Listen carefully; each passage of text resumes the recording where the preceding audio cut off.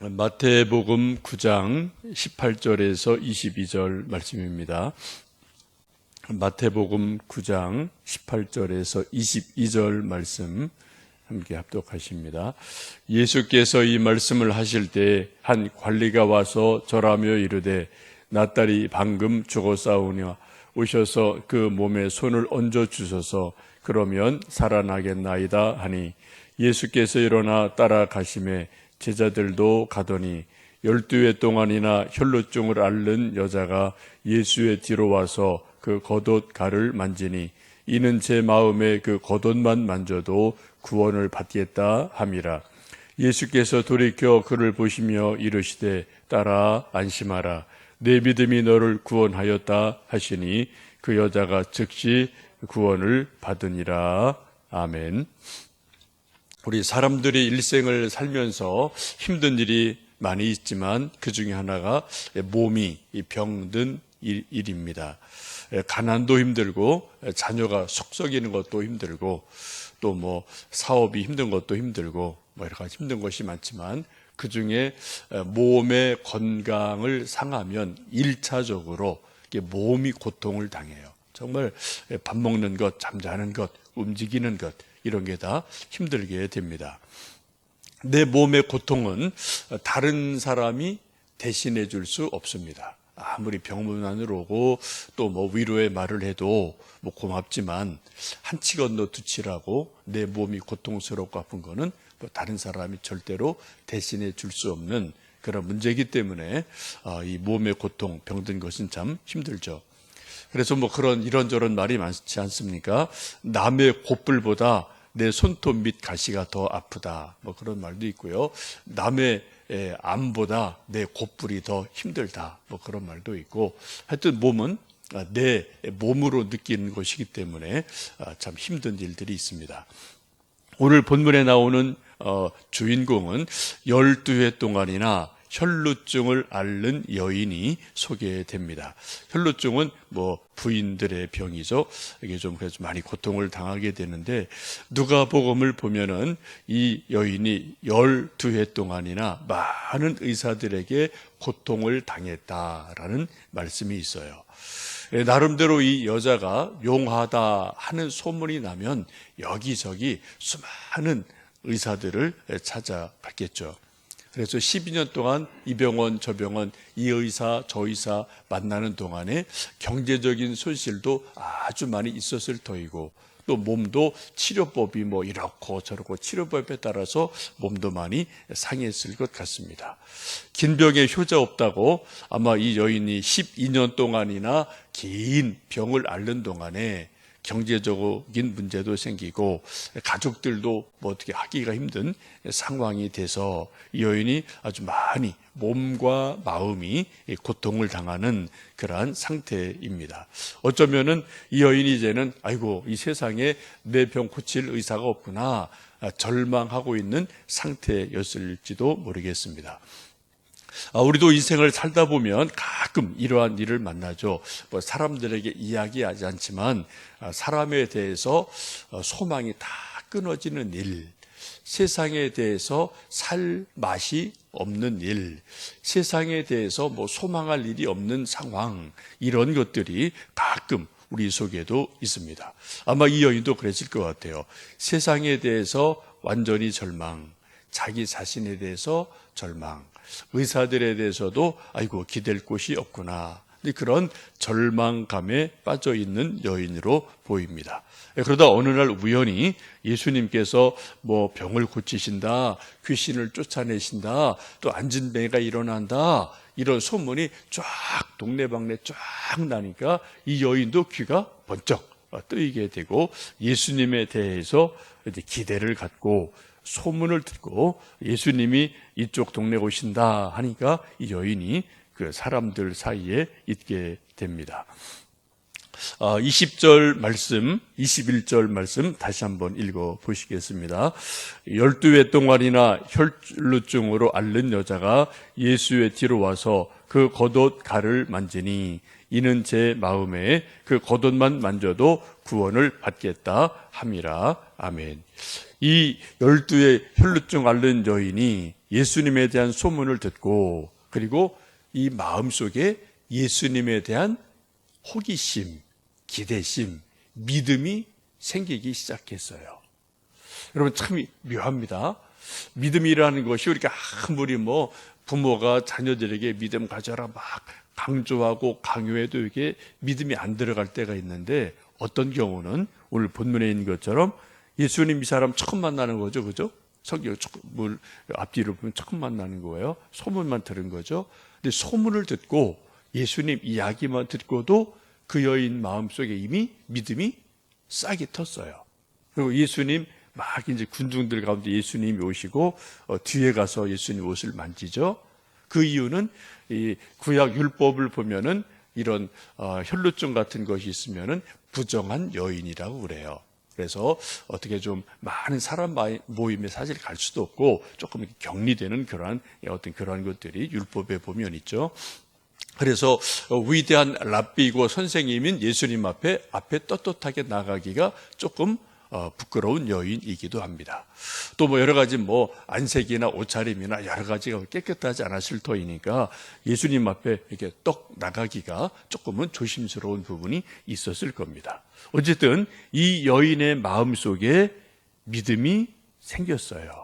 그래서 21절 보시면 그 여인의 마음속에 그 겉옷만 만져도 예수님 옷자락만 만져도 내가 구원을 받겠다. 그런 믿음과 절박함이 이 여인의 마음속에 싹트게 된 것을 봅니다. 여러분 참 대단한 믿음이죠. 그죠? 내가 예수님 옷자락만 만져도 내 병이 낫겠다. 12년간 이 일 저 일, 이 의사 저 의사, 이 약 저 약 다 먹었는데 안 됐어요. 그런데 이상하게 그날 예수님을 만나는 그날 이 여인의 마음속에 내가 예수님 안수가 아니고 예수님 내 병이 나았다 이런 말씀 안 해주셔도 예수님 옷자락만 만져도 내 병이 낫겠다라는 믿음이 생깁니다. 여러분 이런 믿음이 저나 여러분에게 있어지기를 주님의 이름으로 축복합니다. 가끔 우리도 이런 일이 평생에 몇 번 있어요. 그죠? 이상하게 기도할 때, 예배 드릴 때, 옛날 기도원에 갔을 때, 또 내가 하나님 앞에 작정하고 하루 2, 3일 금식 작정하고 기도할 때, 그때 마음속에 하나님이 내 기도를 들으시는구나, 들어주시겠구나, 문제 해결되겠구나, 그런 어떤 믿음이 내 속에 생길 때가 있거든요. 그건 특별한 은총이에요. 우리가 매일 이럴 수는 없어요, 사실. 그죠? 그러니까 우리가 대단한 사람이 아니니까요. 특별한 믿음의 은총이죠. 어쨌든 이 여인의 마음속에 내가 예수님 옷자락만 만져도 내 병이 낫겠다라는 믿음이 생기게 됩니다. 그래서 예수님 뒤로 가서 막 사람들이 몰려 있으니까 그 뒤편으로 가서 예수님 옷자락을 만지게 됩니다. 다른 복음서를 보시면 그 예수님의 옷자락을 만지는 순간에 능력이 예수님에게서 나가서 그 여인에게 임하고 병이 치유되었다라는 말씀을 누가복음 보시면 하죠. 예수님도 아셨어요. 이 여인이 예수님 옷자락을 딱 만지는 순간 예수님에게서 능력이 치유하는 능력이 쭉 나가는 그런 것을 아시고 그리고 뒤돌아보시고 그 여인에게 그렇게 말씀합니다. 22절 말씀 읽습니다. 예수께서 돌이켜 그를 보시며 이르시되 따라 안심하라. 내 믿음이 너를 구원하였다 하시니 여자가 그 즉시 구원을 받으니라. 병나음을 받고 구원을 받게 됩니다. 예수님께서 그 여인의 간절한 마음, 그 마음을 긍휼히 여기시고 또 그 속에 있는 믿음을 보시고 내 믿음이 크도다 그런 말씀도 하지 않았을까 싶어요. 그리고 하시는 처음 말씀이 따라 안심하라. 안심하라. 평안이 내게 있을지어다. 예수님이 우리에게 늘 주시는 말씀 중에 하나는 평안이 너희에게 있을지어다. 부활하신 예수님도 두려워하는 제자들에게 평강이 너희에게 있을지어다. 샬롬, peace be with you. 이게 예수님이 하시는 가장 좋은 인사말이고 우리에게 주시는 복이에요. 여러분, 아무리 문제가 있고 이러고 저렇고 해도 우리 마음에 평안함이 임하면 찬송 부를 때, 성경 읽을 때, 기도할 때 예수님 주시는 평안함이 임하면 그것은 기도 응답의 가장 좋은 첫 번째 사인이 됩니다. 지금 예수님도 이 여인에게 안심해라, 평안해라 라고 말씀하시고 내 믿음이 너를 구원하였다 라고 말씀하시고 즉시 병이 낫게 됩니다. 이 말씀 보시면 예수님이 돌이켜 그를 보셨다라고 그래요. 이 여인이 뒤편에서 예수님 옷을 조심스럽게 만진 거죠. 예수님 앞을 보시고 여인은 뒤에 있어요. 예수님이 자기 옷을 만지는 것을 아시고 능력이 나간 것을 아시고 발걸음을 멈추시고 돌이켜서 이렇게 여인을 바라보시고, 그죠? 바라보시고 그 여인에게 안심해라, 내 믿음이 너를 구원하였다라고 말씀하십니다. 이 짧은 순간에 예수님이 뒤로 이렇게 돌아보시고 여인과 눈이 짧은 순간 마주쳤겠죠? 그런 일이 분명히 있겠죠, 그죠? 예수님 눈 감고 이렇게 하지 않으셨을 거 아니에요. 그 여인을 바라보시고 안심해라, 내 믿음이 너를 구원하였다라고 말씀을 하십니다. 예수님께서 이 여인을 바라보시는 눈길이 어떠셨을까요? 말로 다 할 수 없는 사랑의 눈길, 긍휼히 여기시는 눈길, 그러한 눈길임에 틀림이 없습니다. 예수님이 누가 내 옷 만지는 거야? 라고 화를 내는 눈길로, 아주 불쾌한 눈길로 이렇게 쏘아보면서 안심해라 이렇게 안 하셨을 거란 말이죠, 그죠? 정말 극한 눈으로, 사랑의 눈으로 그 여인을 바라보면서 안심해라, 내 믿음이 너를 구원했다 라고 말씀을 하셨을 거예요. 우리는 말할 때 다양하게 말합니다. 우리 입으로 말을 해요. 말로 말을 합니다. 또 우리 말 중에, 노랫말 중에도 눈으로 말해요. 그런 말을 우리가 말하지 않습니까? 말은 없어도 눈으로 말할 때가 참 많아요. 눈으로 쏘아볼 때 있고, 눈으로 화날 때 있고, 눈으로 무시할 때 있고, 눈으로 깔볼 때 있고, 또 눈으로 격려할 때 있고, 사랑할 때 있고, 이렇게 좀 사랑하고 보는 그런 눈길이 많지 않습니까? 여러분, 오늘 이 아침 기도하실 때 예수님께서 돌이켜 그를 보셨다, 그리고 따라 안심하라, 내 믿음이 너를 구원했다라고 말씀하시는데, 예수님의 눈길을 한번 눈 감고 기도하시면서 상상을 해보시면 좋겠어요. 기도를 하는 여러 방법 중에 하나가 그런 방법이 있어요. 상상력은 하나님이 우리에게 주신 은사입니다. 되게 좋은 은총이에요. 그래서 우리가 성경 읽을 때 가끔 상상력을 발휘해서 그 행간을 읽어가는 것은 성경을 묵상하고 큐티하는데 아주 좋은 방법이고, 또 기도할 때 아주 좋은 방법이기도 합니다.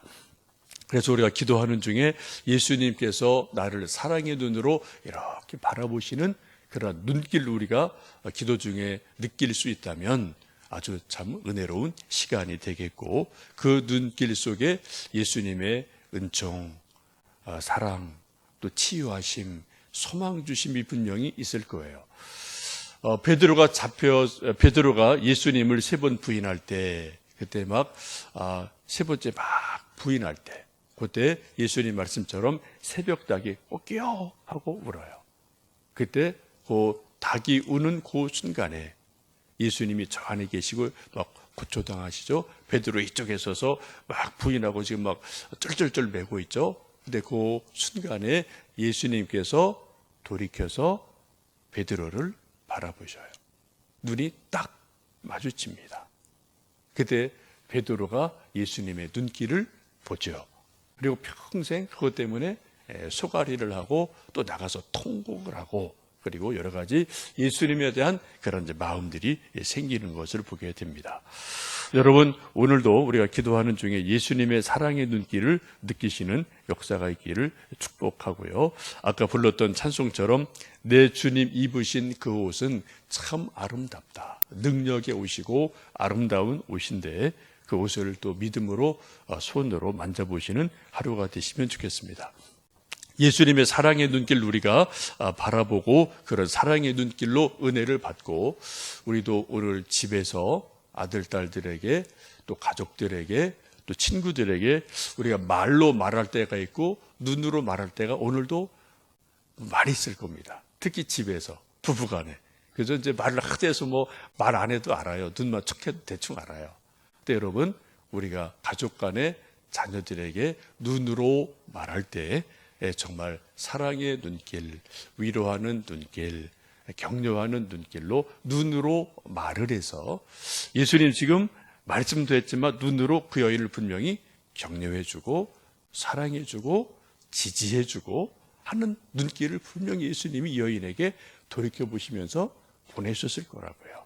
우리도 눈길로 우리 사람들을 격려하고 소망을 주고 세워주는 복된 하루 되시기를 주님의 이름으로 축복합니다. 함께 기도하겠습니다.